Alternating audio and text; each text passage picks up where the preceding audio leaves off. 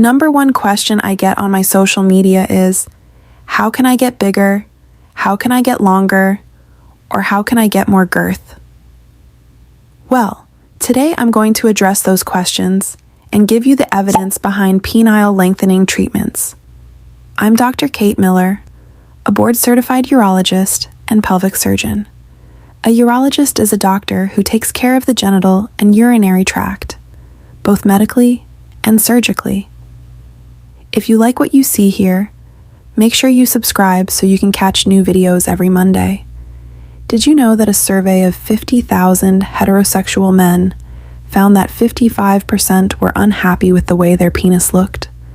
When those men's partners were asked, 85% of women said they were satisfied with their partner's genitals. But at the end of the day, what matters is how you feel about your own appearance. Unfortunately, pornography has really blurred the lines of what's normal. The average penile length across studies is about 5.2 inches, 13.2 centimeter, and anything within 2.5 standard deviations of that, greater or smaller, is still normal. Anything shorter than 2.9 inches, 7.5 centimeter, is considered micropenis, a condition found in less than 0.14% of the population. It can be caused by congenital or hormonal abnormalities, past surgeries, or cancer. But today, we're talking about people with normal anatomy who still feel distressed about size. Most men who worry about size actually fall within normal range. The deeper issue is something called small penis anxiety, a form of body dysmorphic disorder.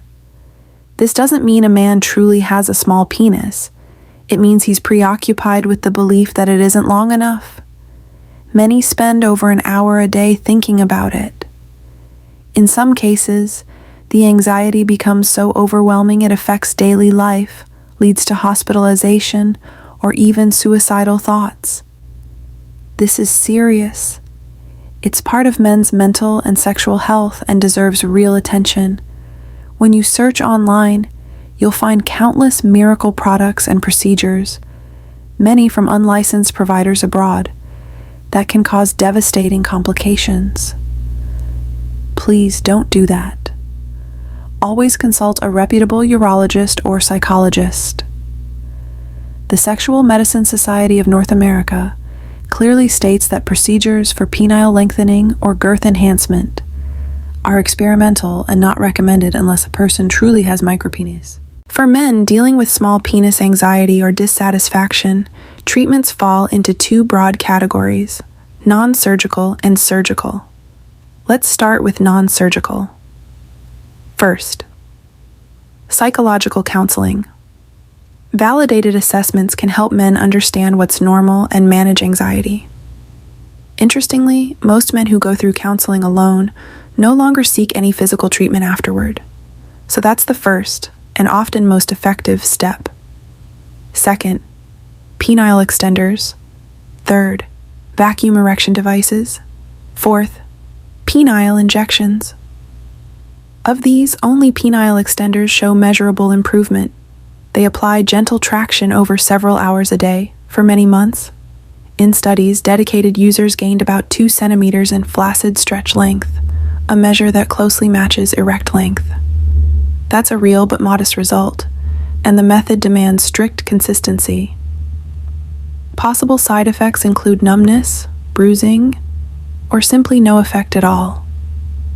Vacuum devices did not increase length, and penile injections, using various substances, have produced severe complications, even decades later.